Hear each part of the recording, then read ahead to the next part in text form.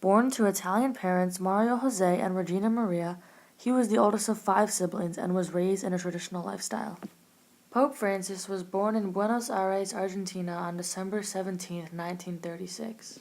Well, one of the biggest things he did was, and the biggest things even as when he was bishop and priest in Argentina, he was, just like he continues, he focuses on the poor.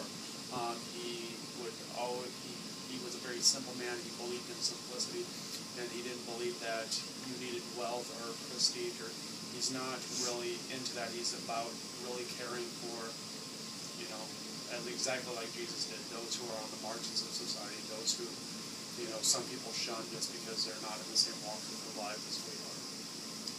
He became Pope Francis on March 13, 2013, when he was named the 266th Pope of the Roman Catholic Church. He chose the name Pope Francis because of his concern of the well-being of the poor. It is the first time that a pope has ever been named Francis. He was the first pope from the Americas and took his papal title after St. Francis of Assisi of Italy.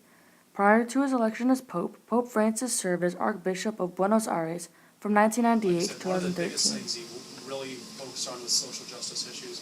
He is the first pope from the region that he came from ever, which is pretty spectacular. But it also shows that the church really needed a different energy, which he obviously is bringing, but he did basically everything he's doing now as Pope, as, you know, Bishop and Clark. Pope Francis has a lot of hobbies, like collecting stamps, reading, and writing.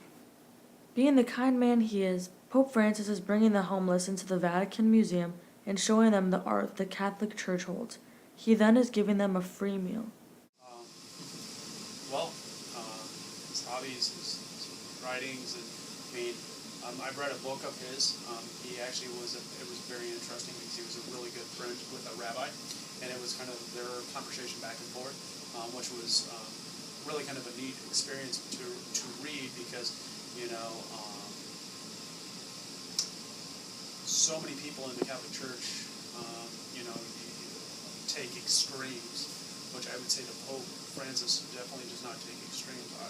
Either way, he definitely is, you know, down the middle and says that everybody should be included.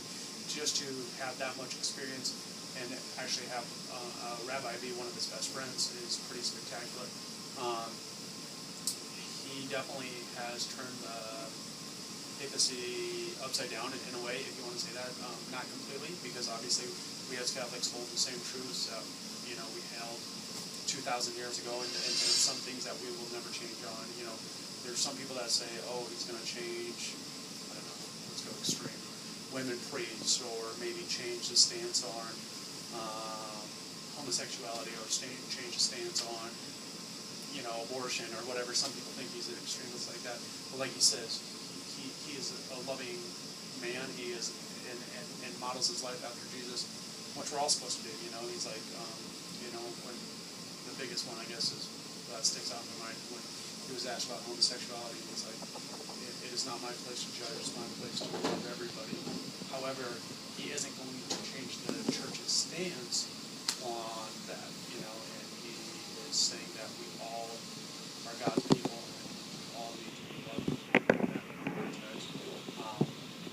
He is definitely, with his appointments that he has made and the changes that he has made in the Vatican, he is definitely more into realizing that we need to live simply, live humbly, you know, and model our life more